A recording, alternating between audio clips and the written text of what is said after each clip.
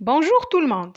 Dans cette vidéo, je vais vous présenter le cours de la récursivité simple en utilisant le langage Python. Bonjour et bienvenue.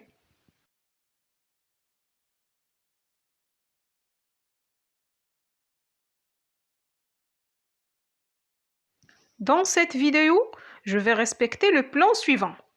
Introduction, un petit rappel sur la récurrence en mathématiques, quelques définitions de la fonction récursive, quelques avantages de la récursivité et comment écrire une fonction récursive. Et à la fin, je vais vous présenter un exemple pour arriver à différencier entre une fonction itérative et une fonction récursive.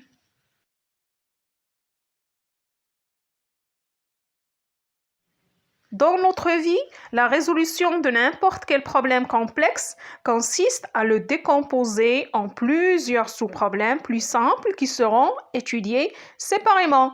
Donc, la résolution de ce problème complexe devient rapide et facile. En particulier, dans un programme informatique, on utilise la même logique. Il arrive souvent qu'une même séquence d'instructions sera utilisée plusieurs fois dans un même programme. Et on souhaite évidemment ne pas la réécrire autant de fois. Comme solution, et c'est une solution fortement conseillée, il faut écrire des fonctions. C'est ce qu'on appelle la programmation modulaire.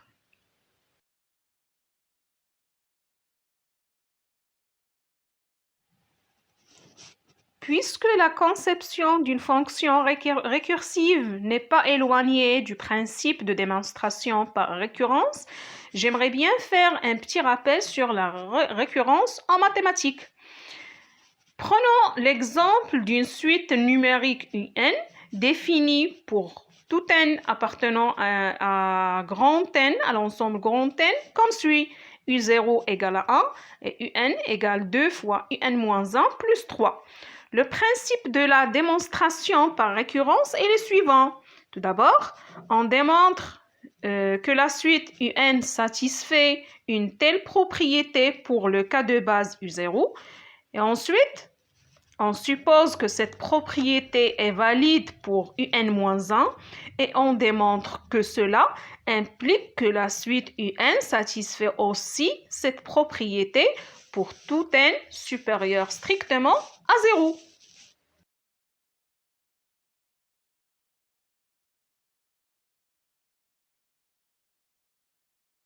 À partir de tout ce qui précède, on peut définir une fonction récursive comme suit. Une fonction est dite récursive si elle s'appelle elle-même au cours de son exécution. En plus, la récursivité est particulièrement adaptée lorsqu'elle est appliquée à une structure récursive. Comment? Prenons un exemple très simple en langage Python. Les listes peuvent être vues comme des structures récursives.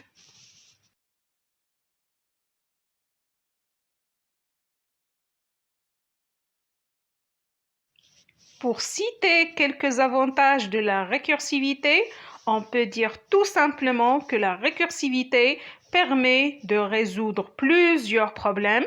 À titre d'exemple, les récurrences mathématiques classiques, le tri rapide, trifusion, la recherche dichotomique et bien d'autres.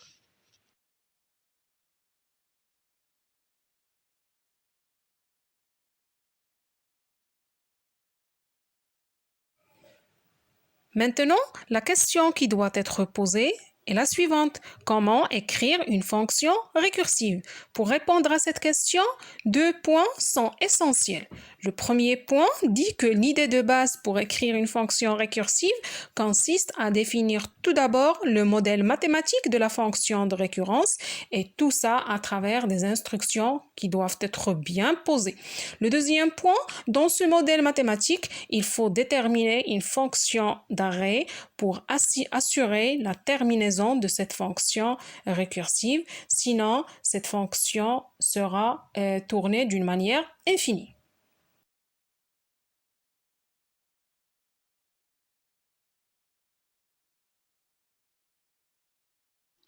Je vous propose un exemple applicatif afin de savoir comment écrire une fonction récursive. Dans cet exemple, on veut écrire une fonction factorielle qui permet de calculer n factoriel. Comme vous savez, n factoriel égale 1 si n égale à 0 et égale n fois n moins 1 factoriel sinon. Donc, n factoriel égale n fois n moins 1 factoriel représente la relation de la récurrence, ou c'est ce qu'on appelle le modèle mathématique de la fonction de récurrence. Et 0 factoriel égale à 1 représente la valeur de la terminaison de l'algorithme, c'est ce qu'on appelle la condition d'arrêt.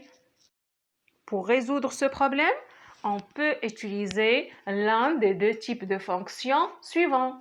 Soit on utilise une fonction itérative ou bien une fonction récursive. Je vais vous présenter les deux types afin d'arriver à extraire facilement les différences entre les deux. Commençons par la fonction itérative.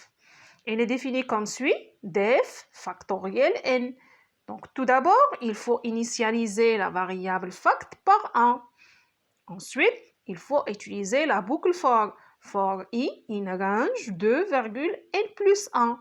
Donc, à chaque itération, i va prendre les valeurs suivantes. 1, 2, 3, 4, et ainsi de suite jusqu'à n. La seule instruction de la boucle for est la suivante. Fact égale fact fois i. Donc, dans la première itération, fact égale 1 fois 2.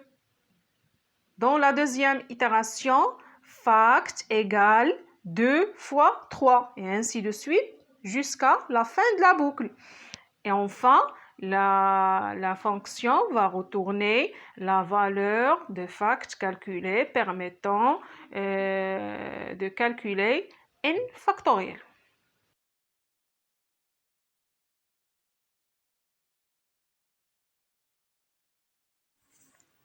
Maintenant, on va passer pour voir comment écrire la fonction récursive convenable pour répondre à cette question. Comme vous voyez, la fonction s'écrit comme suit. Def factoriel n, if n égale 0, return 1, else return n fois factoriel n moins 1. Donc, deux points essentiels qu'il faut savoir, comme on l'a déjà dit auparavant. Nous pouvons observer que le dernier return est en fait l'appel récursif et nous soustrayons 1 à chaque appel jusqu'à ce que n égale à 0, qui est une condition de sortie ou bien une condition d'arrêt. Le deuxième point, lorsque la fonction rencontre la condition de sortie, elle remonte dans tous les appels précédents pour calculer n avec la valeur précédemment trouvée.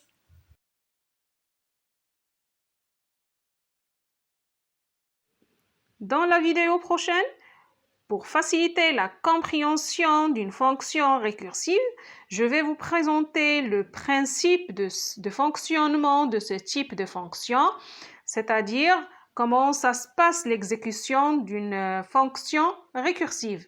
Merci bien pour votre attention et à la vidéo prochaine.